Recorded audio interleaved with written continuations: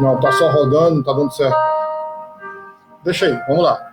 Irmãos, vamos abrir a Bíblia, né? Pra gente começar a estudar. Deus, os irmãos da nossa igreja. Paz, opa, deu certo aqui no Facebook, Isaac. Deu certo, Isaac. Irmão, deu certo aqui no Facebook. Convido os irmãos, diz quem está ao vivo aqui pelo Instagram, pelo Facebook, tá certo? A gente começar a estudar aqui a palavra de Deus aqui.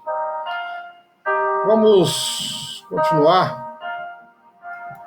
Nós estamos na última live que nós fizemos sobre escatologia, nós falamos das profecias da presente era. Estão lembrados? Então, vamos estudar um pouquinho aqui, tá certo? E precisamos, a gente precisa intensificar mais as nossas orações, né? O mundo está muito conturbado. Nosso país está muito conturbado politicamente falando, e isso, quer queira ou não, isso influencia, né, influencia aí na economia, né, em outros setores. Bom? Bom, estou tentando aqui ajeitar a melhor maneira da minha câmera aqui do Instagram. Acho que está bom assim. Irmãos, vamos começar, né? Os irmãos, eles demoram a entrar e perdem aqui o início, né? E não é bom te perder o início, certo? Amém? Paz, boa noite, Yara, seja bem-vinda. A diferença, me avisem se o retorno aqui, o meu som está alto, tá bom? Botei hoje um fundo musical aqui, bem suave, para me acostumar aqui para a gente... nós vamos dar uma melhorada na nossa imagem, né? Eu comprei uma webcam, a gente vai dar uma melhorada aqui, vai ser bacana, tá? Essa webcam vai servir até para a igreja, né? Tá certo? A gente vai dar aqui uma melhorada aqui, vamos fazer aqui vídeos quase profissionais, né?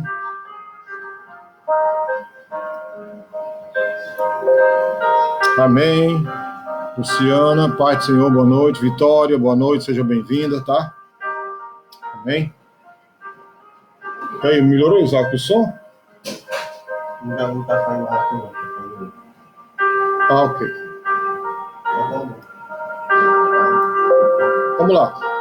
Só que eu vou ajeitar um pouquinho aqui minha câmera. Pronto, melhorou agora? Queridos, vamos lá. Voltando aqui ao que nós estávamos conversando, o assunto de segunda-feira passada, a diferença entre... Nós paramos aqui, a diferença entre a presente era e as eras anteriores, tá bom? A gente tem que entender muito qual o momento atual que a gente está vivendo, né? O que é que isso reflete na nossa vida cristã, certo? Esse pós-modernismo que a gente está vivendo, esse mundo contemporâneo, né? Onde, infelizmente, a igreja ela perdeu assim o foco, se meteu aí com coisas que não era para ter se metido, tá? Então, há várias maneiras pelas quais a presente era se diferencia de todas as eras passadas, de todas as eras que precederam-na. Tá certo? Primeiro, em todas as eras anteriores, Cristo foi esperado. Estava escrito no livro, né, dos profetas, na própria Torá, Moisés falou sobre Jesus. Mas, na presente era, ele não só veio 2000 anos atrás, mas morreu, ressuscitou e é visto, segundo a palavra de Deus, à direita do Pai. Tá bom? Então, outra coisa. O Espírito Santo, que em eras anteriores enchia de poder certos homens, sacerdotes e reis e profetas, eles vinham e enchiam, depois eles saíam, né, para realizar determinada tarefa.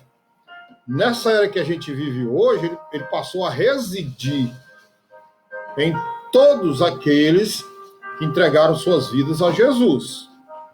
Beleza? Outro detalhe. Em eras anteriores às boas novas, anunciadas eram uma pré-libação, mas na presente era, né, a declaração das boas novas anuncia salvação completa por meio de Cristo. A gente viu que na lei de Moisés eles faziam sacrifício de animais, mas isso não salvava ninguém. Já na nossa era, uma certeza absoluta da nossa salvação por causa do sacrifício que Cristo fez na cruz. Tá? Outro detalhe, a revelação em eras passadas ela era incompleta. Tá? Mas na presente era, a qual nós estamos vivendo, já que Cristo veio para revelar o Pai, então a era que nós estamos vivendo é uma revelação completa. Tá certo? Se você quiser aprender algo de Deus, né, compromisso com Deus, você precisa estudar as Escrituras. Principalmente os evangelhos, as cartas paulinas, as cartas de Pedro, de João, Tiago, tá? Judas, etc. As cartas neotestamentárias. Tá? Outro detalhe, já que a presente era está marcada pelo antagonismo contra Deus e seu ungido, então ela carrega a característica distinta de ser uma era perversa. Designação não atribuída a nenhuma era anterior. Tá certo? Então, a era que vivemos hoje, ela é caracterizada por ser uma era perversa, onde jaz o maligno. Tá? Outro detalhe. Esta era está, consequentemente, sob o domínio de Satanás, seu Deus, de maneira singular e inédita. Ok, minha gente? Amém? Então, ó, perversa e, ao mesmo tempo, o mundo jaz do maligno e o diabo tem o controle dos governos, das religiões, etc. Então, outro detalhe, a nação de Israel ela foi separada como objetivo específico, né, da obra de Deus e não pode esperar o cumprimento de suas promessas durante esta era.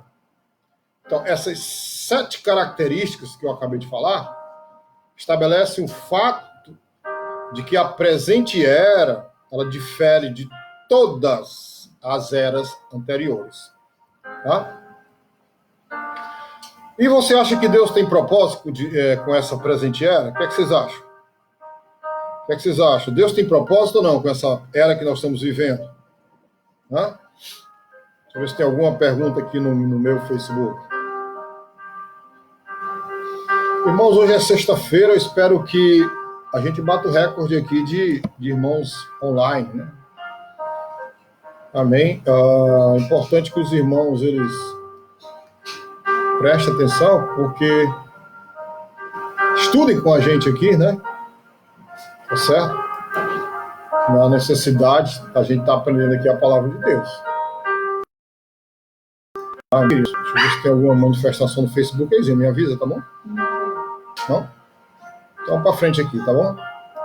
Então, eu fiz a pergunta se Deus tem propósito na era que a gente está vivendo. O que é que vocês acham? A paz do Senhor para todos, Thaís. Né? Claro que Deus tem, né, gente? A era do Antigo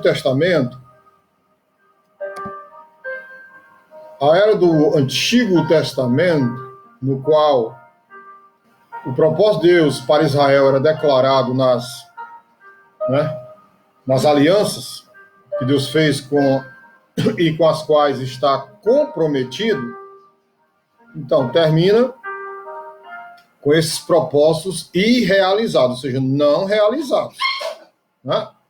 A gente estudou as alianças e a gente viu que as alianças que Deus fez com Abraão, com a Palestina, com Davi e com Jesus, né, a nova aliança, não foram alianças cumpridas pela nação de Israel. Né? Eles ainda aguardam, né, o Messias e tal. Né? O próprio território de Israel, né, o país, não é aquele país que Deus deu em visão a Abraão, Isaac e Jacó. tá? Porque existem hoje dentro de Israel muitos povos, muita gente habitando Israel que não tem nada a ver com Israel, né? A faixa de Gaza que o diga, né, pessoal? Por isso tem esse conflito todo. E ali nunca vai ter paz, não, sabia, gente? Aquele lugar só vai ter paz quando Jesus Cristo estiver reinando aí no reino de glória, né, no milênio, tá bom? Então aqui, após a morte de Cristo, irmãos, Deus instituiu um novo plano divino. Claro, não para substituir o plano de Israel, né? Porque as alianças que Deus fez com Israel há de ser cumpridas todas, literalmente, né? Mas para interromper aquele plano divinamente prometido, né? Amém? O novo plano, ele é previsto pelo Senhor no decurso do cenáculo em João, né, de 13 a 16, né, que nós estamos estudando aí nas quintas-feiras, né? Nós estudamos o capítulo 14, a gente viu pelo contexto ali cultural muitas coisas tremendas, né, na nação de Israel, né? Amém? Então, se você estudar João, tem como nós estamos estudando, né, João 13, 14, 15 e 16, torna-se real após o advento do Espírito Santo no Pentecostes. Ou seja, antes do Pentecostes, o Espírito Santo ele não residia, não habitava na vida das pessoas. Hoje nós somos o templo do Espírito Santo. Amém? E eu estava meditando sobre o novo nascimento, essa madrugada. Uma coisa que ficou bem clara no meu coração é que o novo nascimento é a declaração de que nós somos a imagem e semelhança de Deus, como diz lá em Gênesis, né? Passamos o homem, nossa imagem e semelhança, né? Amém? Então a gente completa isso com o Espírito Santo vivendo e morando dentro da gente. Quero que vocês entendam isso, certo? Aí a gente volta para o Concílio de Israel.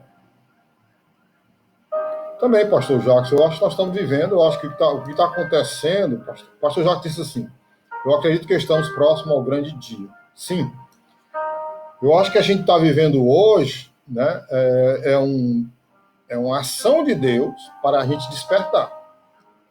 Eu acho que a gente precisa despertar, né, urgente da nossa moleza, tá? Essa molezinha que a gente tem no mundo espiritual. Tá? A gente precisa urgentemente despertar para a realidade que nós estamos vivendo. Jesus Cristo está às portas, certo? O que nós estamos estudando agora é escatologia, né? Tá certo? Amém? Então, voltando para o Concílio de Jerusalém, Atos 15, 14, que diz que anunciou que Deus primeiramente visitou os gentios, ele deixou de lado Israel, né, a fim de constituir entre eles um povo para o seu nome. Então, a prova disso é Pentecostes, batismo com o Espírito Santo vindo residir, morada, né, fazendo morada na vida dos crentes, né, dos cristãos, dos discípulos de Jesus. Ok? O constituir um povo, como diz aí a passagem, né, Atos 15, 14, determina assim o plano de Deus para a presente era. Ou seja, a era que nós vivemos hoje, né, lembra da pergunta que eu fiz? Você lembra? Se Deus tinha compromisso ou não? Né, o propósito divino na presente era ou não? Claro que tem. O compromisso de Deus hoje é com a igreja. Né? Amém? Então Deus está preparando a sua igreja ao encontro de Jesus Cristo. A igreja santa, né, sem mácula, sem ruga, que ama a verdade, né, que detesta, abomina a mentira. Tá certo? Então, como eu disse, o Concílio de Jerusalém, ele diz lá, né, que Deus primeiramente visitou os gentios. Olha o objetivo, a fim de, ou seja, para, né, finalidade, né, de constituir dentre eles um povo para o seu nome. Certo? Então, nós somos o povo de Deus, a igreja do Deus vivo, né, onde Cristo é o cabeça. Amém? Essa expressão, o constituir de um povo, determina assim o plano de Deus para a presente era, a era que vivemos. Embora essa era, como nós falamos, seja uma era perversa, e onde jaz o maligno, onde o diabo tem domínio nas ações, na vida das pessoas, fica bem claro que se nós não tivéssemos o Espírito Santo, aí nós estaríamos em maus lençóis. Mas como a gente tem a presença do Espírito Santo, a gente tem capacidade, autoridade sobre os espíritos imundos, né? Amém? Nós temos, dado por Jesus Cristo, autoridade sobre doenças, sobre enfermidades, sobre circunstâncias negativas, amém? Então, isso significa constituir de um povo, determina assim o plano de Deus para a presente era. Então, esse povo forma a igreja, o corpo do qual ele é o cabeça. Leia aí Efésios Abra a Bíblia aí para a gente ler Efésios. Efésios capítulo 1, verso 22, verso 23. Vamos ler todo mundo junto? Amém? Estão acompanhando direitinho? Tomando as devidas notas?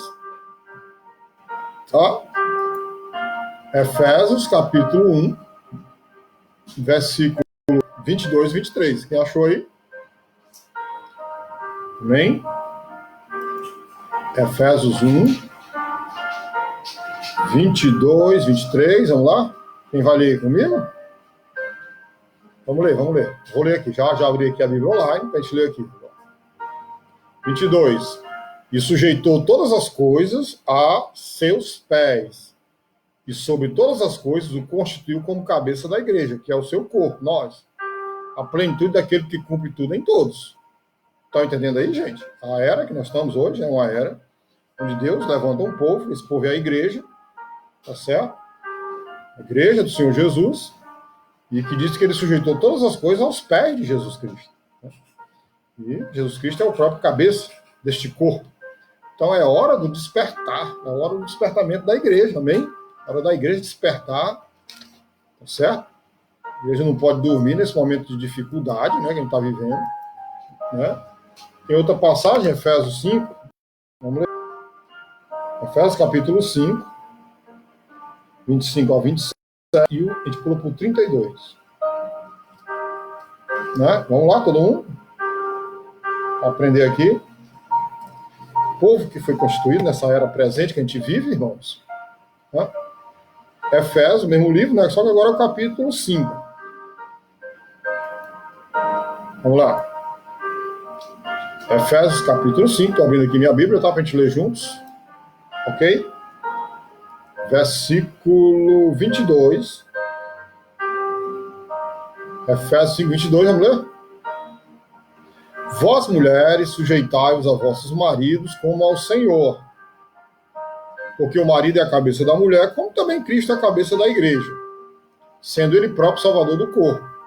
De sorte que assim como a igreja está sujeita a Cristo, assim também as mulheres sejam em tudo sujeitas aos seus maridos. Vocês estão vendo aqui como essa analogia que Paulo está fazendo entre nós, igreja, e o casamento, homem e mulher? Ele diz que, de sorte que assim como a igreja está sujeita a Cristo, tá? Vós, marido, amai vossas mulheres, como também Cristo amou a igreja, e a si mesmo se entregou por ela, para a santificar, purificando com a lavagem da água pela palavra, né? Para apresentar a si mesmo a igreja gloriosa.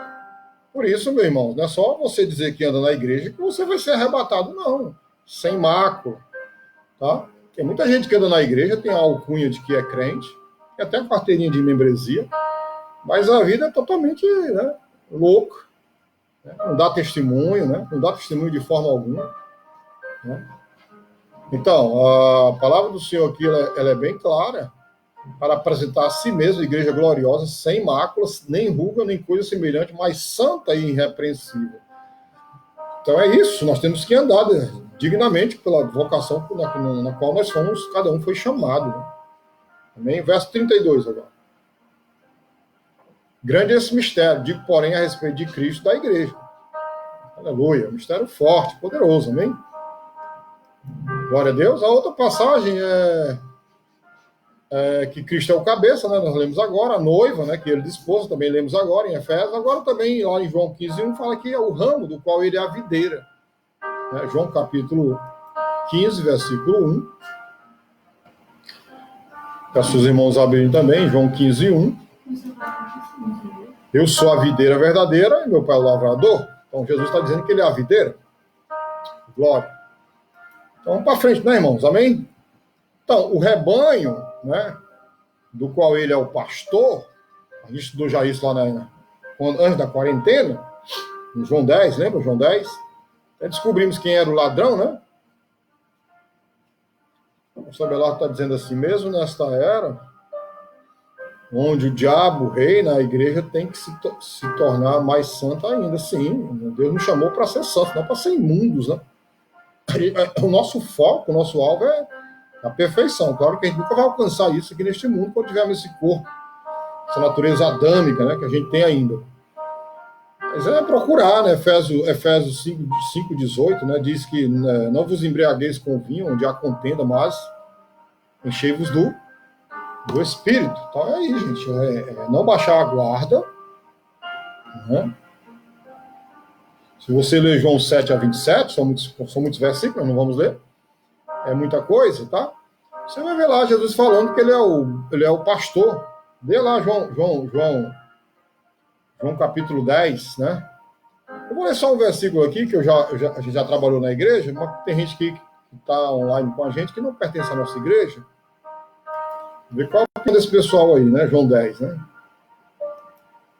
João 10:10. Vou ler só o João 10:10, tá bom? No João 10:9, eu sou a porta, Jesus diz. Eu sou a porta. Né? Se alguém entrar por mim, salvar-se-á e entrará e sairá e achará pastagens. Então, ele está dizendo que ele é a porta de entrada para a vida eterna. Agora veja João 10:10. O ladrão não vem senão a roubar, matar e destruir. Eu vim para que tenham vida e a tenham com abundância. Muito bem, a gente já vê muitos comentários, né? Esse ladrão aí é o diabo e tal, né? Os irmãos que estavam presentes aí no culto, numa quinta-feira, nós trabalhamos esse texto. Pode até me ajudar aqui agora, tá? Quem é esse ladrão aí, gente? O ladrão não vem senão a roubar, matar e destruir. A gente jamais pode fazer uma interpretação de um versículo só, tem que ver todo o contexto, tem que ver a história toda. Por isso que é importante que eu pedi para você ler todo o capítulo 10, para você identificar quem é esse ladrão. Então, as pessoas que estavam presentes conosco, os irmãos que estavam conosco, naquele culto na quinta-feira, quem é esse ladrão, gente? Vamos lá? Quem sabe aí? Estou aguardando aqui, tá? Você se manifestar aqui para nos dizer quem é esse ladrão. E aqui o pessoal, não sei se tem alguém dizendo alguma coisa aí. Amém? Me avisa aí se tiver alguém no Face aí. Então, aqui a pergunta que eu lanço é: quem é esse ladrão? Né? Nós já estamos aqui com 20 minutos de live, né? Está travando o quê? Tá lá. Josué diz que são os fariseus, os falsos mestres. O que mais? O que mais aí? Não é o diabo, e sim os falsos profetas. O Wendel está dizendo aqui. Mas vocês já observaram, já ouviram alguém dizer que era o diabo ou não? Quem já ouviu aí alguém dizer que era o diabo? Hã? Esse ladrão aí de João 10:10 é o diabo. Quem já ouviu aí? Conta aqui pra gente aí. E você acreditou nisso aí?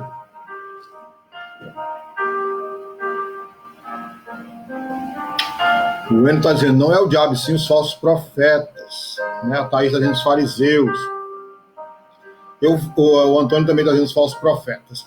Eu vou aumentar mais o nosso leque aqui e dizer não só os fariseus, os falsos profetas, mas os líderes, os falsos líderes, né? Os falsos líderes que estão no nosso meio, que se engordam, né?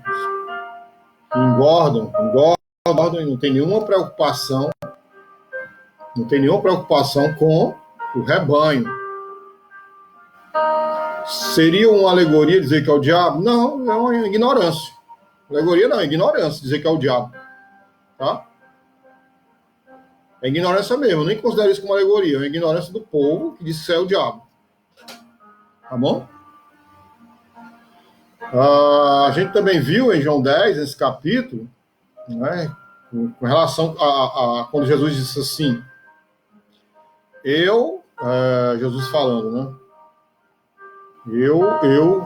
O bom pastor, né, ele conhece as suas ovelhas. E as suas ovelhas conhecem, né, o pastor. Então, elas ouvem a minha voz e me seguem. Você lembra qual foi a interpretação, historicamente, que nós falamos sobre isso? Quem lembra? Tá? Quem lembra disso aí?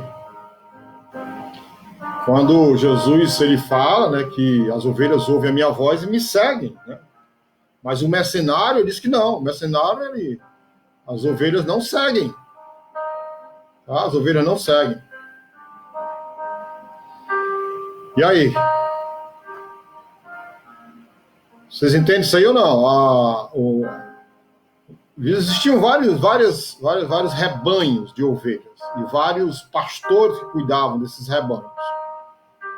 Tá? Um fato interessante é que a ovelha, ela sabia quem era o seu líder, quem era o seu pastor. E logo cedo os pastores pegavam as ovelhas e levavam para o pasto. Né? Aí ele falava, ou então ele mesmo assoviava e tal. Engraçado que as ovelhas dormiam juntas. Né?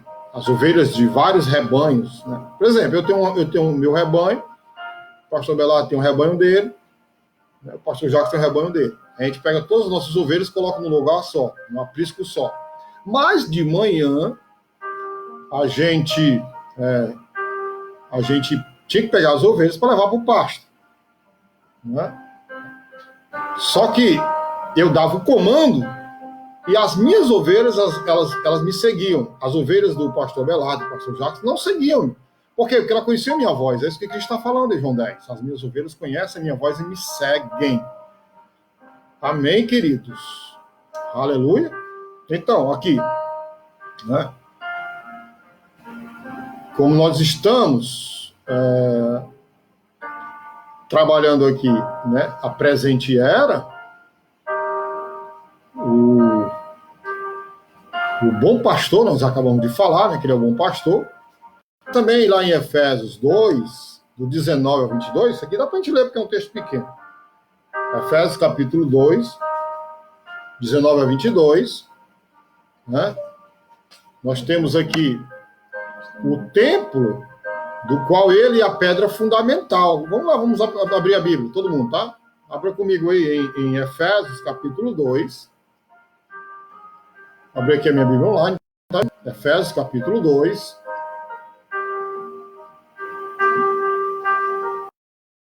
Efésios capítulo número 2, versículo 19. Vamos lá, todo mundo lendo? Efésios 2, 19. Diz assim: assim que já não sois estrangeiros nem forasteiros, mas concidadãos dos santos da família de Deus. 20.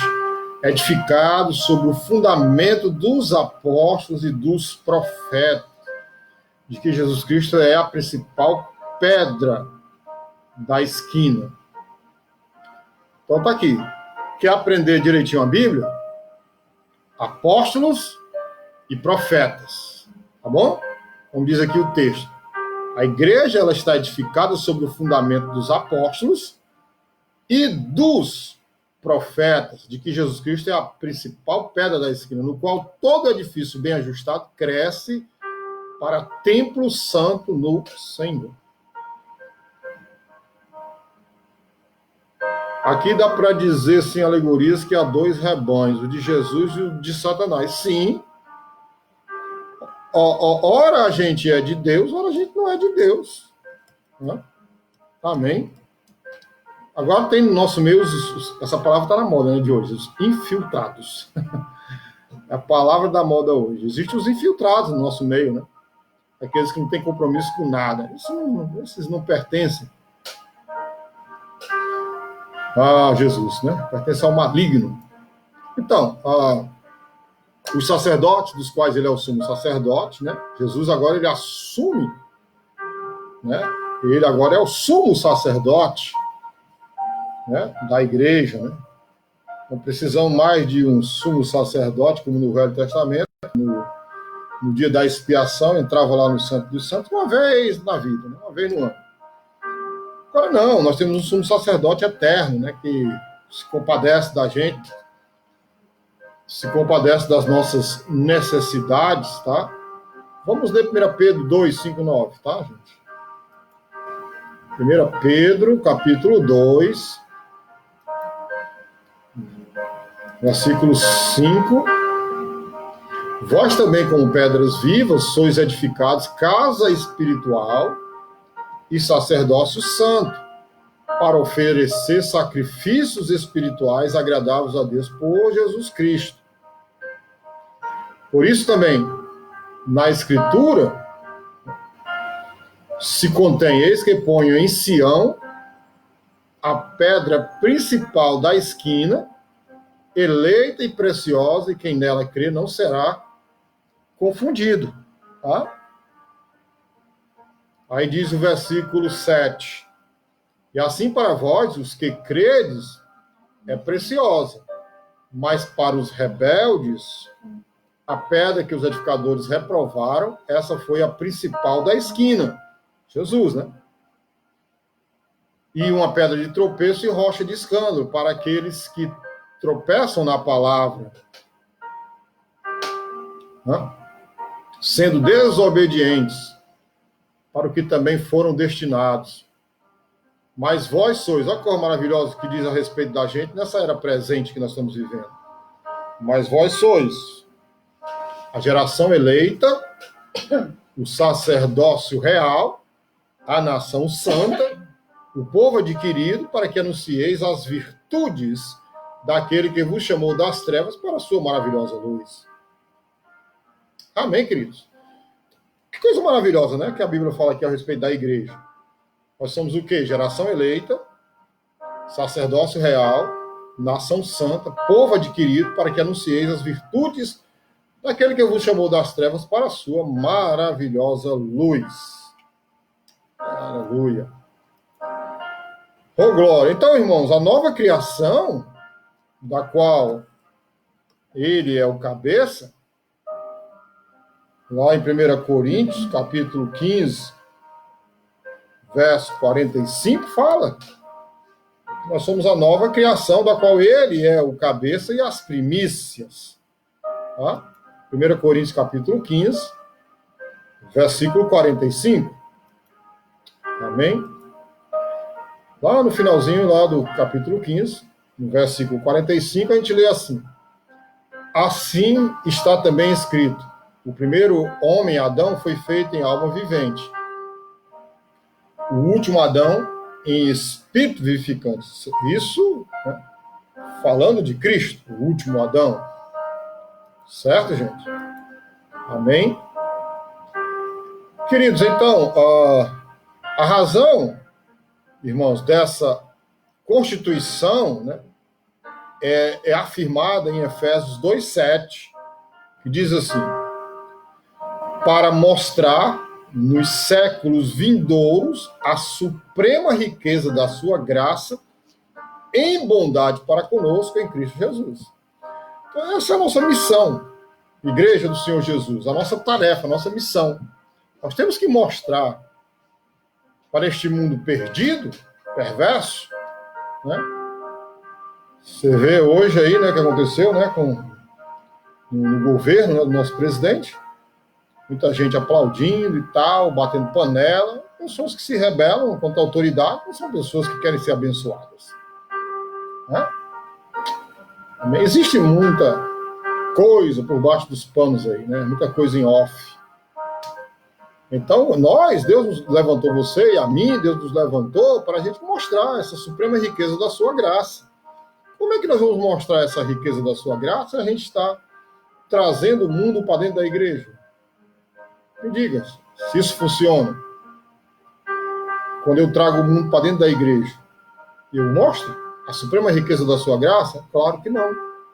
Ainda diz mais aqui: em bondade para conosco em Cristo Jesus. Então, irmãos, o propósito divino da constituição da igreja, não serve a igreja, nós somos igreja, tá bom? É demonstrar a infinidade de sua graça. Mostrar para quem? Para este mundo perdido. As pessoas precisam olhar para mim, para você, e ver algo diferente. Tá? Elas têm olhado, têm olhado para a gente, têm visto a unção de Deus, têm visto o caráter de Deus na nossa vida, têm visto Mateus 5,20 na nossa vida. Se a nossa justiça não exceder a dos escribas e fariseus, hein, de maneira nenhuma nós vamos herdar o reino dos céus. É esse o propósito divino de levantar a igreja.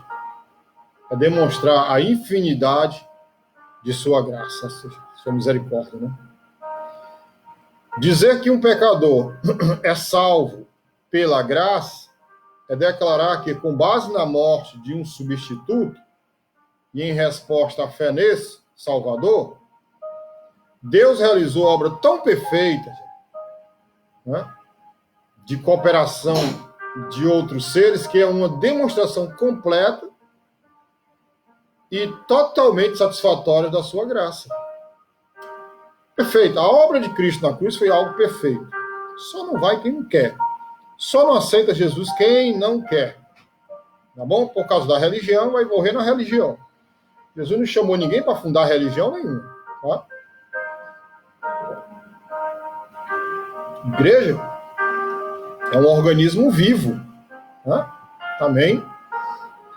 Agora vamos estudar o caráter desta era, o caráter da presente era. Então, a presente era, ela começa com a rejeição do Messias por Israel, ela vai até a recepção vindoura do Messias por Israel, ou seja, até a volta de Cristo, a segunda vinda de Cristo, com poder e grande glória, né? Quando eles, os judeus, os israelitas, eles vão olhar e vão falar lá, né? Baruch Rabá Bishan Adonai, né? Em hebraico, né? Bem-aventurado que vem em nome do Senhor, né? Quando eles reconhecerem o Messias, tá? Então, essa era, ela começa quando? Ela começou quando? Com a rejeição do Messias, por Israel, amém? E ela vai, né, até a volta de Jesus Cristo, o segundo advento, que é vista nas Escrituras como um mistério, certo? E vou dizer uma coisa para você, está bem pertinho. A volta de Cristo nunca esteve tão próxima quanto agora. Os ingredientes que nós estamos vivendo, né, apontam para a volta de Cristo. Essa pandemia no mundo aí, né? Uma certa frieza, né, espiritual, né, a igreja se entregando ao mundo. Então, isso marca, né? Está lá em 2 Timóteo, capítulo 3, do verso 1 ao 5, né, que Cristo está aí às portas e você toma uma decisão na sua vida. Não fique em cima do muro, não, amém? Toma decisão por Cristo. Em Colossenses, no capítulo 1, se quiserem abrir para acompanhar aqui a nossa leitura, por gentileza, né?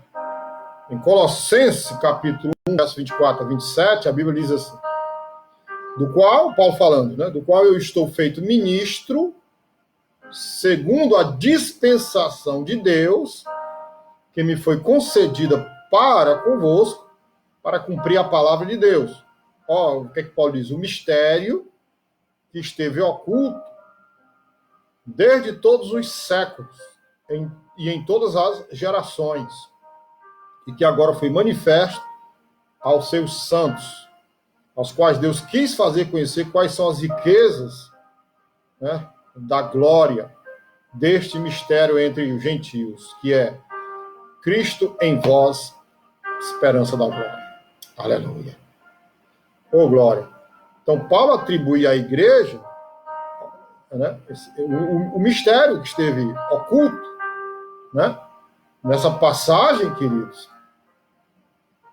Né, nessa passagem, o apóstolo Paulo chama de mistério o plano divino desenvolvido na igreja. Né, algo que não fora revelado anteriormente, sendo por isso desconhecido, mas agora revelado por Deus. Daí há muita mistura, muita confusão de pessoas que atribuem, né, passagens do Velho Testamento à igreja. Não podemos fazer isso, porque em nenhum momento no Velho Testamento, de Gênesis a Malaquias, a gente encontra fundamentos para falar da igreja, fala dos gentios, tá? Fala dos povos fora de Israel. Mas não existe nenhuma passagem que fala da igreja. Daí, muitos pregadores, alegoricamente, muitos líderes, né, alegoricamente, usam textos do Velho Testamento para alegorizar ou espiritualizar os textos da palavra de Deus. Estão errados? Estão errados. Tá bom? Estão errados, sim. Certo? Se você quiser tomar nota das passagens que falam que a igreja é um mistério, pega o caderno aí, a caneta e toma nota. Colossenses 1, 24 a 27. Amém? Toma nota aí, pessoal. Estão tomando nota? Eu acabei de ler aqui, Colossenses 1, 24 a 27. Tá? Romanos 16, 25, 26. Vou ler, tá? Romanos capítulo 16, 25 a 26. Ora, aquele que é poderoso para vos confirmar, segundo o meu evangelho e a pregação de Jesus Cristo, conforme a revelação do mistério, mais uma vez Paulo usando a palavra mistério, que desde tempos eternos esteve oculto, mas se manifestou agora e se notificou pelas escrituras dos profetas, segundo o mandamento do Deus eterno, a todas as nações para a obediência da fé. Tá bom? A outra passagem é 1 Coríntios 2, 7. Tá bom? Então, vou repetir. Colossenses 1, 24 a 27. Romanos 16, 25, 26. 1 Coríntios 2, 7, que diz assim: mas falamos a sabedoria de Deus, oculta em mistério, a qual Deus ordenou antes dos séculos pela nossa glória. Ou para a nossa glória, perdão. E a última passagem é Efésios 3, 5 a 9. Então, essas 4 passagens do Novo Testamento, elas falam que igreja é um mistério. Eu vou ler Efésios, tá? Efésios 3, 5 a 9 diz assim: o qual, noutros séculos, não foi manifestado aos filhos dos homens, como agora tem sido revelado pelo Espírito aos seus santos apóstolos e profetas. A saber que os gentios são co-herdeiros de um mesmo corpo e participantes da promessa de Cristo pelo Evangelho, do qual fui feito ministro, pelo dom da graça de Deus que me foi dado segundo a operação do seu poder.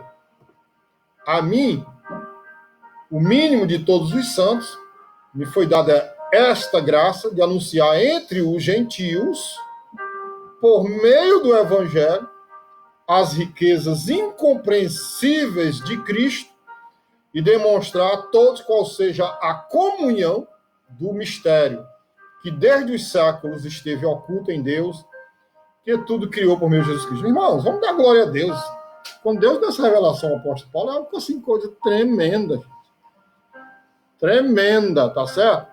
Tremenda. Algo assim de Deus. Me pergunte o que são mistérios. Vamos lá, alguém me pergunta aí. Pastor, explica o que é mistério.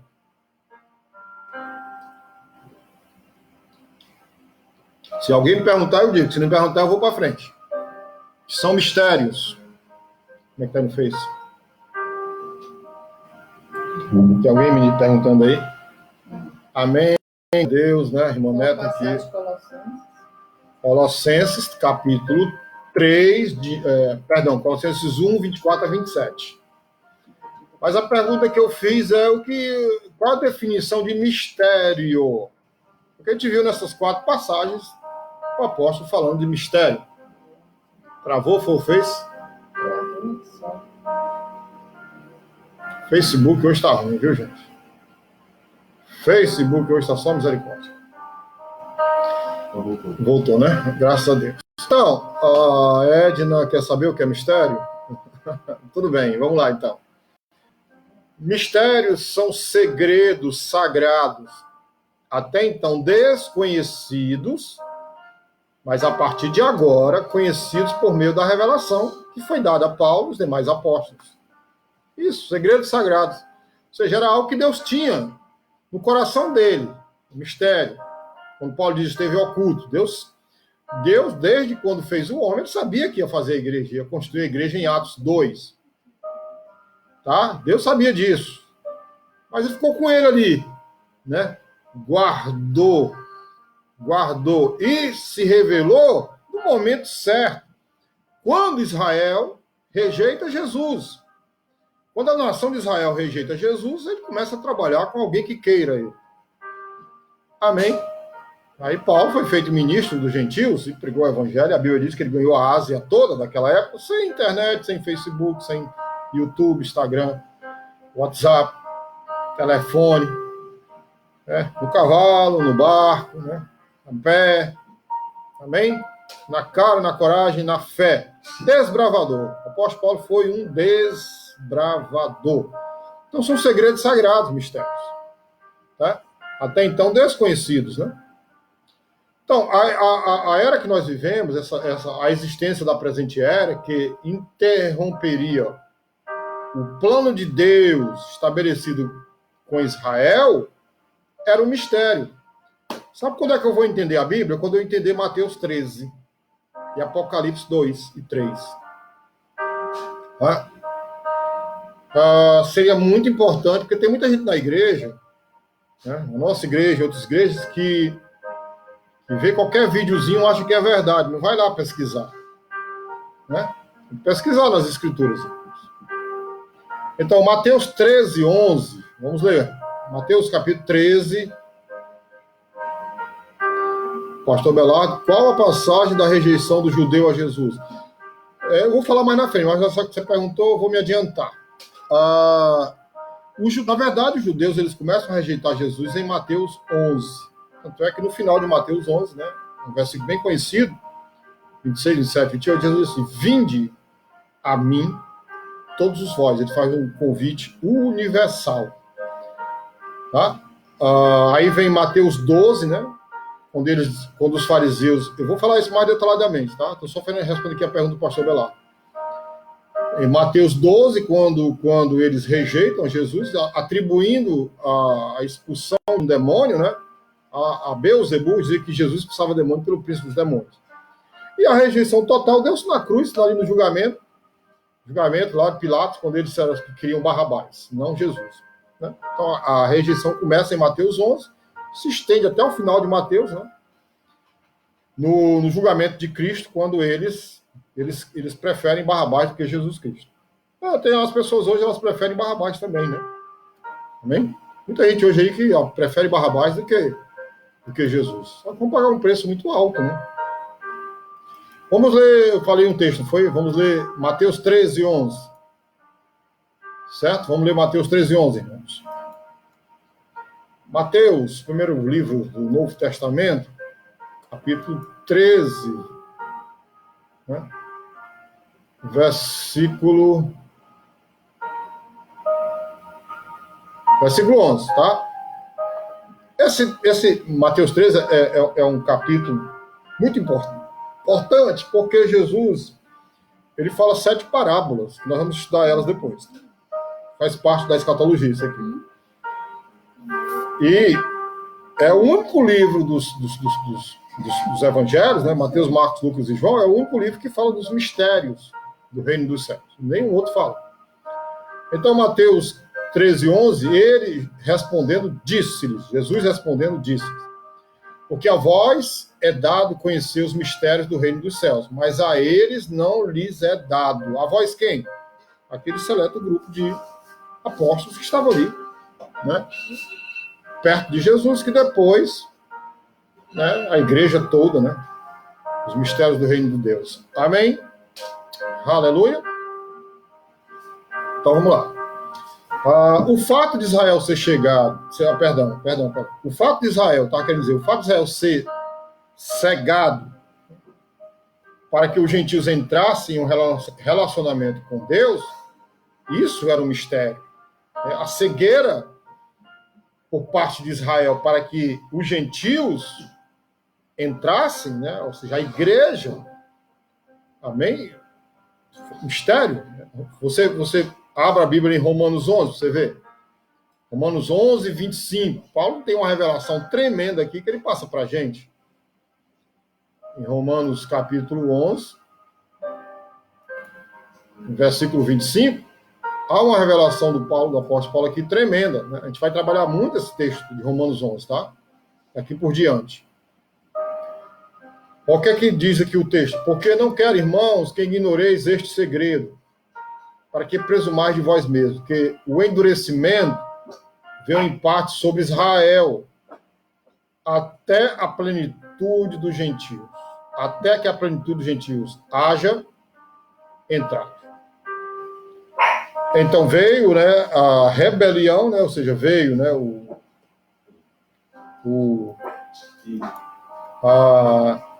Israel negando Jesus Cristo, né, como Messias.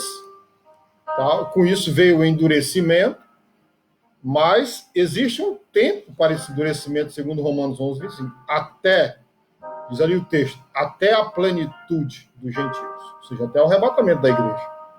Né? Nós iremos morar com o Senhor. Aí será a grande tribulação, vamos falar também especificamente aqui, mais adiante, do período tribulacional, da grande tribulação, que serão 7 anos, né, de peia, né? Ira de Deus sobre o mundo, principalmente sobre Israel, porque negou Jesus. Tá? Então, amém, pessoal? Tá entendendo? Os irmãos estão cansados? Tá todo mundo entendendo direitinho? Tá? Está para quase 1 hora já de live, né? Então, a formulação da igreja, formada por judeus e gentios em um corpo, era um mistério, né? A igreja, em Atos 2, era praticamente feita de judeus, né? Só lá em Atos 10 é que vem o gentio Cornélio, né, se agregar, né?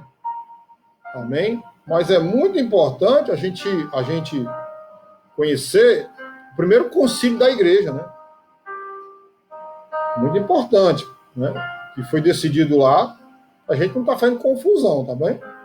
Eu vou separar aqui algumas passagens para a gente ler agora. Tá certo? Separei aqui algumas passagens, vamos ler lá. Efésios capítulo 3, né? A formulação da igreja, né? A igreja formada por judeus e por gentios, né? Em um corpo, né? Mistério, né? Vamos para Efésios capítulo 3, verso 3. Tá bom? Vamos lá. Os irmãos estão entendendo? Acompanhando direitinho? Você vê que eu não estou correndo, né? Estou aqui com muita calma, tá? Efésios 3 diz assim: como me foi este mistério manifestado pela revelação, vejam aí, tá? Como antes um pouco vos escrevi, por isso, quando ledes, podeis perceber a minha compreensão do mistério de Cristo, o qual, noutros séculos, não foi manifestado aos filhos dos homens, mas agora tem sido revelado pelo Espírito aos seus santos apóstolos e profetas, a saber, que os gentios são co-herdeiros de um mesmo corpo e participantes da promessa de Cristo pelo Evangelho, né, do qual fui feito ministro pelo dom da graça de Deus que me foi dado segundo a operação do seu poder. A mim, o mínimo de todos os santos, me foi dada esta graça de anunciar entre os gentios, por meio do Evangelho, as riquezas incompreensíveis de Cristo e demonstrar a todos qual seja a comunhão do mistério que desde os séculos esteve oculto em Deus, que tudo criou por meio de Jesus Cristo. Amém, querido? Outra passagem é Colossenses, a gente já leu, mas eu vou repetir, tá? Eu vou já encerrar aqui o Instagram, ele está me dando apenas 1 minuto, aí eu vou encerrar e a gente começa de novo. Ok? Não se preocupem que eu vou esperar vocês retornarem, mas retornem, tá bom? Não demore a retornar não, tá? Vamos ler o livro de Colossenses aqui mais uma vez, tá? Colossenses 1, 26. Vou ler aqui mais uma vez, tá? O mistério que esteve oculto desde todos os séculos, em todas as gerações, e que agora foi manifesto aos seus santos, aos quais Deus quis fazer conhecer quais são as riquezas da glória deste mistério entre os gentios, que é Cristo em vós, esperança da glória. Aí vamos para Efésios 1:9 agora. Vamos voltar para o livro de Efésios novamente. Tá? Falta menos de 1 minuto aqui para encerrar o Instagram, tá, gente? A gente vai aqui até encerrar. Quando encerrar, a gente retorna de novo, tá bom? Isso vai dar tempo aqui de a gente ler Efésios. Tá? Efésios capítulo 1, versículo 9. Dá tempo. descobrindo-nos o mistério da sua vontade, segundo o seu beneplácito que propusera em si mesmo. E Romanos, dá tempo de ver Romanos aqui também, né? Romanos 16, Romanos 16, 25. É o último versículo aqui que a gente vai ler, tá? Vamos encerrar e a gente retorna de novo. Ora, aquele que é poderoso para vos confirmar, segundo o meu evangelho e a pregação de Jesus Cristo, conforme a revelação do mistério que desde tempos eternos esteve oculto. Então vamos encerrar aqui e vamos recomeçar.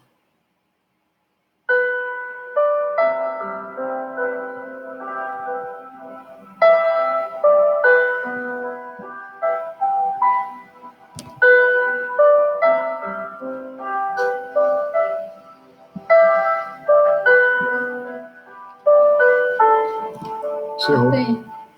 1 hora. Muito bem, estou aqui de volta para a gente terminar isso aqui que a gente está falando, tá?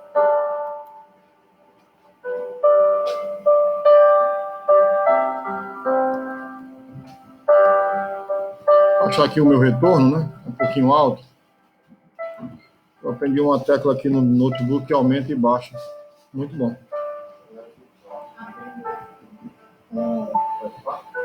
Muito bem, vamos lá. Esse fundo musical aqui tá massa, não tá? Vamos continuar, a gente parou, né? Maria Luísa, Josué, Pastor Belardo, já tá entrando aqui. Irmãos, a gente tem um monte de irmãos na igreja, né? Infelizmente só 20, né? Estão aqui conosco. Cadê os outros irmãos? Jesus tem misericórdia, né?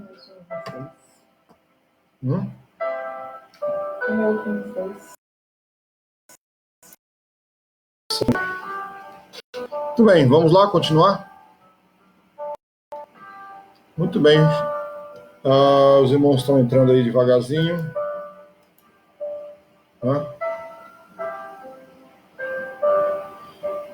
Bom, vamos continuar então de onde a gente parou. Certo? Então, todo este plano de Deus que resulta em salvação foi chamado mistério, certo? Todo esse plano de Deus que resulta em salvação foi chamado de mistério. A existência de uma era de todo nova que interrompe apenas temporariamente o plano de Deus para Israel é um dos argumentos mais fortes da posição pré-milenarista, viu, irmãos? A nossa visão. Alguém que rejeite essa interpretação deve provar que a própria igreja é a consumação do plano de Deus. E a igreja não é a consumação do plano de Deus. Para fazer isso, deve provar que não há novo plano revelado de Deus na presente era. Tá certo, queridos? Muito bem. Paulo, né? Então, está explicando e não restringindo o mistério aqui apresentado. Né? Tá certo? Deve permanecer o conceito de que esta era, com seu plano, não foi de forma alguma, tá? Atentem para isso, revelado no Antigo Testamento, mas constitui novo plano e nova linha de revelação. Tá? Os profetas do Velho Testamento, eles apontaram para Jesus, para o sacrifício de Cristo na cruz, para o milênio, para o reino milenário de Cristo. Nenhum profeta do Velho Testamento aponta para a igreja. Não tem nenhuma profecia do Velho Testamento que aponte para a igreja. Amém? Se você for por alguma pregação em alguma igreja e algum pregador usar um versículo lá, um texto do Velho Testamento apontando para a igreja, fuja, corra, que isso é engodo, tá? Não existe isso. Não existe isso. Não, amém? Então, há vários lugares nas Escrituras em que a passagem sobre a aparente dispensação está evidente. Em que na nossa leitura temos como nosso Senhor de fechar o livro, como aconteceu lá em Nazaré, né, quando ele chega lá em Lucas 4, ele pega o livro, dado o livro do profeta Isaías, depois ele lê o que compete a ele naquele momento e encerra o livro. Tá? E acabou-se. A profecia, a profecia total de Isaías 61 ainda aguarda, né, cumprimento total. Tá? Então, se não fizermos isso e nos recusarmos a notar essas chamadas lacunas, jamais poderemos entender as escrituras que lemos. Tá? Existem nas escrituras lacunas. Tá bom, gente? Lacunas. Tá? Você pegar aí a profecia de Isaías 61, e ele pega lá em Lucas capítulo 4, ele não lê toda a profecia. Anunciar o ano, o ano da vingança do nosso Deus, ele não lê. Tá certo? Vocês entendem, né? Isso. Vamos ver aqui alguns exemplos, né? Para a gente indicar, né, essa lacuna, né? O parêntese da presente dispensação que acontece, né, entre a dispensação anterior da lei e a dispensação seguinte do juízo que seguirá a presente dispensação da graça. Repetindo. Outrora, a dispensação da lei, tá? Aí vem graça, depois vem juízo. O juízo ele virá depois da graça. Tá certo? Então, né, lei, né, graça, juízo. Vamos abrir a Bíblia para a gente entender. Salmo de número 118, versículo 22. Vamos lá, todo mundo aí, pegando a Bíblia, abrindo. Salmo de número 118, versículo 22. Pronto? Vamos ler? A pedra que os construtores rejeitaram, essa veio a ser a principal pedra angular. Amém? Rapidamente. Isaías 9:6. Ó, depois eu explico o Salmo 182, verso 22.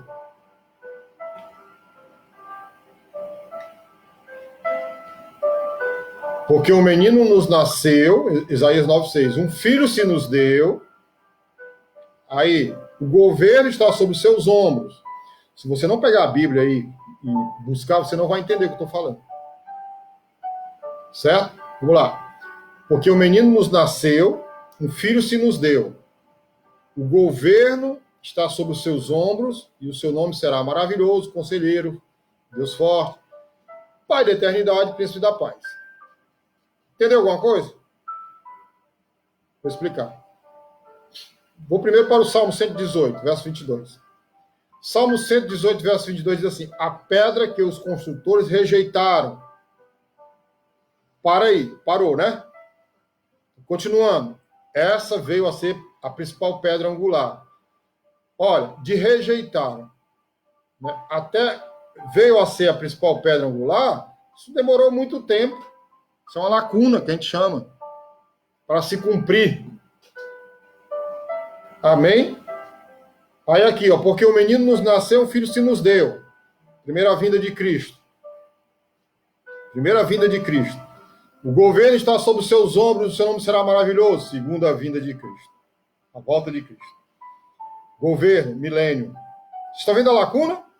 Já dura quantos anos essa lacuna? Hã?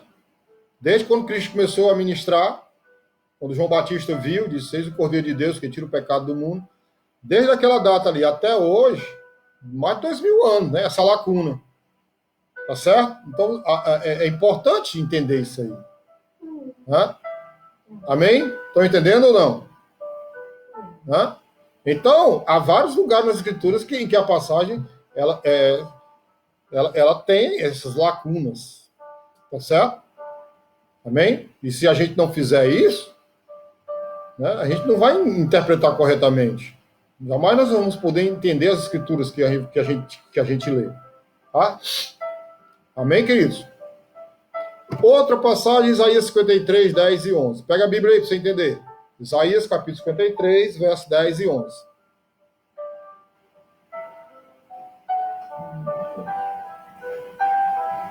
Não sei, Ara, esse chiado aí, mas eu vou tentar abaixar aqui um pouquinho. Pode ser. Né? Então vamos lá. Pegaram Isaías 53, 10 a 11. Todavia, no Senhor agradou moê-lo, fazendo-o enfermar, quando der ele a sua alma como oferta pelo pecado. Isso aconteceu já, 2000 anos atrás, na morte de Cristo lá na cruz. Agora preste atenção, verá sua posteridade e prolongará os seus dias. E a vontade, né, do Senhor prosperará nas suas mãos. Ele verá o fruto do penoso trabalho de sua alma e ficará satisfeito. Então existe uma lacuna entre pecado e verá a sua posteridade. Isso aí está falando. O primeiro está falando da primeira vinda dele, da morte lá na cruz. Né? Amém?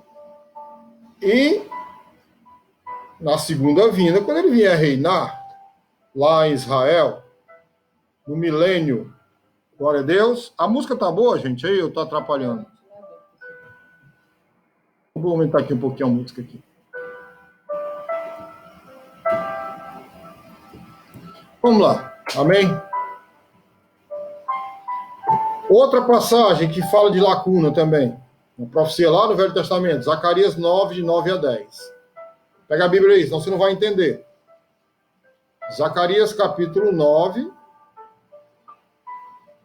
né, de 9 a 10.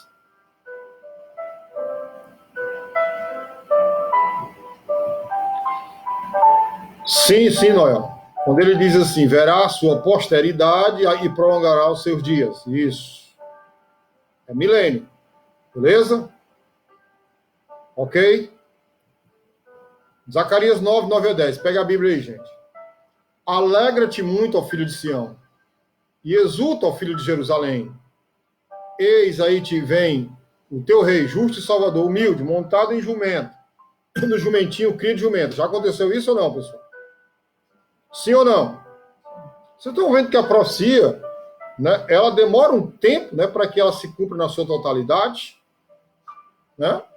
E às vezes a gente não tem, né, às vezes paciência para esperar em Deus algo na nossa vida, né? Então, essa primeira parte da profecia aqui de Zacarias está falando da primeira vinda de Cristo, que ele entrou lá, né, no jumentinho e tal. Aí diz, destruirei os carros de Efraim, os cavalos de Jerusalém, e o arco de guerra será destruído.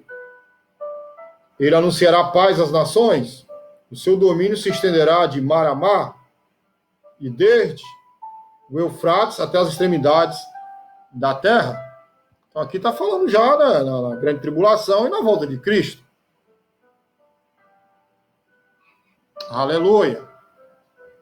Amém? Glória a Deus. Amém, queridos? Vocês não estão entendendo aí? Quem está entendendo aí? Dá glória a Deus aí. Preciso do feedback aí, querido. Lucas capítulo 1. Vamos lá para o Novo Testamento? Lucas capítulo 1, verso 31 a 32. Existe também aqui uma lacuna nessa passagem. Tá? Eu vou deixar vocês descobrirem essa lacuna aí. Vamos lá, quem que vai descobrir primeiro? Onde é que para e onde é que começa? Quem vai?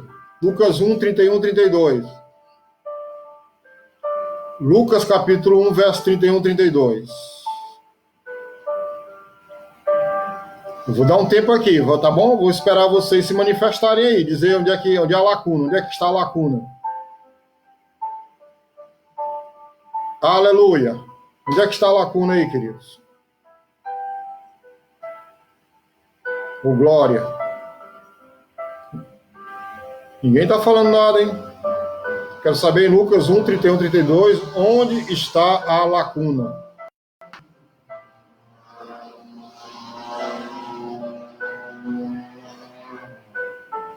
Vamos nessa, gente. Tomar aqui uma água enquanto vocês aí resolvem responder.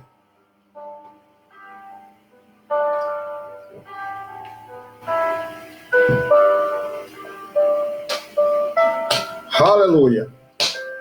Lucas 1, 31, 32. Alguém falou no Face aí? Onde está a lacuna? Não? Sim, Yara, é o áudio das lives no Instagram que fazem este barulho. Leonor, me responda a minha pergunta aí, meu.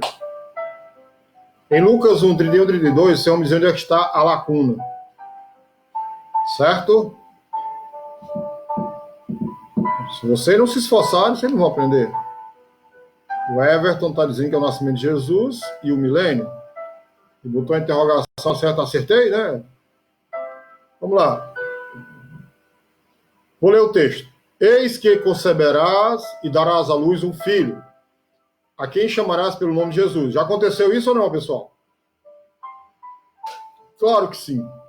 Este será grande e será chamado Filho do Altíssimo. Deus, o Senhor, lhe dará o trono de Davi, seu pai. Vocês estão vendo a lacuna? Eis que conceberás, darás à luz um filho, a quem chamarás pelo nome de Jesus. Aí diz, este será grande, será chamado Filho do Altíssimo. Deus, o Senhor, lhe dará o trono de Davi, que é a lacuna que temos, né? Que é o milênio, onde ele vai reinar durante 1000 anos.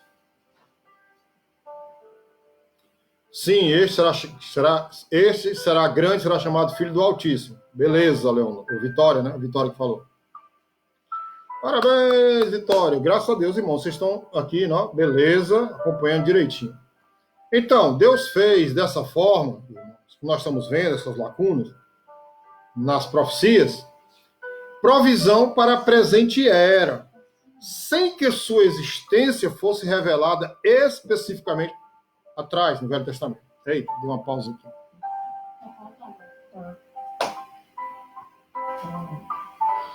Pausou aqui, deu uma pausa aqui no meu Instagram. Não é a minha internet, porque tá boa a minha internet. Essa imagem vai ficar perfeita quando a gente estiver aqui com a nossa... Muita live, gente, fazendo muita live. Amém. Voltou. Aleluia. Isso, Edna. Parabéns, Edna aí, a irmã do pastor Belardo. Eu vi também a Rose, o Igor. Pastor Belardo aí. Deus está ouvindo suas orações, tá, amado? Irmão, os tempos, a gente já voltou, né? Deu uma travada aqui no Instagram. Não, aqui voltou para mim. Vamos lá. E aí, já restabeleceu? Voltou. Pronto. Os tempos da igreja não são exatamente parte da quinta dispensação, mas um parêntese a ela anexado por causa, né, da perversidade dos judeus, certo? Um período inserido, desconhecido pela profecia do Antigo Testamento e separado pela preparação de um povo celestial e não terreno. A gente tem que entender que a igreja é o povo celestial e Israel é o povo terreno. Aleluia. Amém? Glória a Deus. Aleluia. Oh, glória. Deixa eu só pegar aqui minha câmera do Instagram. Então, os irmãos estão cansados ou não?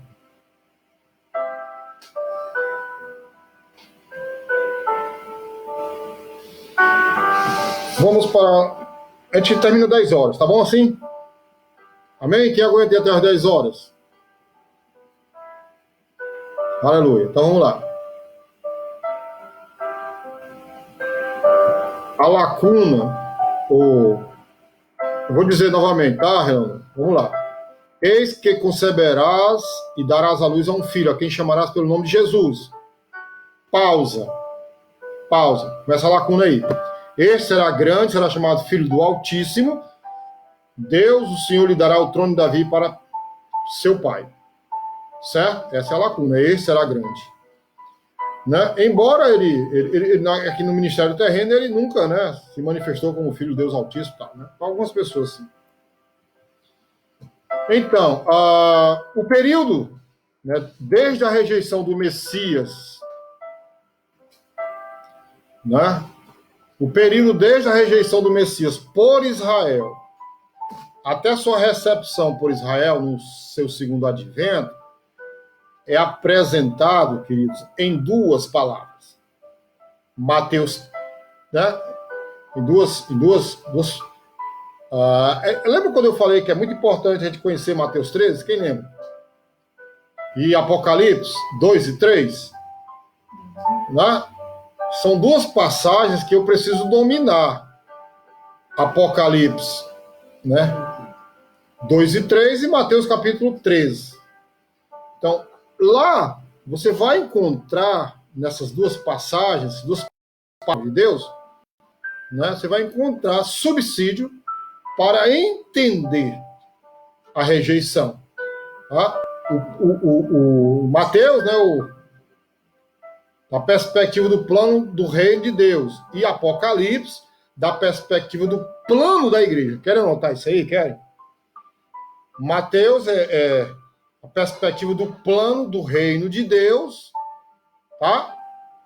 E Apocalipse, né, é a perspectiva do plano da igreja.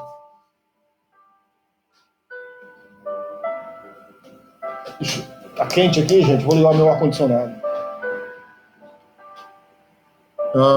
Por conta da rejeição, é isso? Sim. Ele precisa ser reconhecido por Israel para... E sim. Correto. Thaís. Então, vocês tomaram nota do que eu falei? Né? É muito importante a gente conhecer Mateus 13, não é ler. É conhecer, estudar. O que está lá em Mateus 13? E Apocalipse 2 e 3. Tá? Por quê? Porque Mateus 13, ele tem a perspectiva do plano do reino de Deus. E Apocalipse 2 e 3, a perspectiva do plano da igreja. Tá certo? Se vocês quiserem anotar aí, para facilitar, né? Amém? Aleluia. Esse assunto ele é longo, né? Ele é muito longo. Ele precisa de muita calma, né? A gente está revendo, né? Estudando e revendo.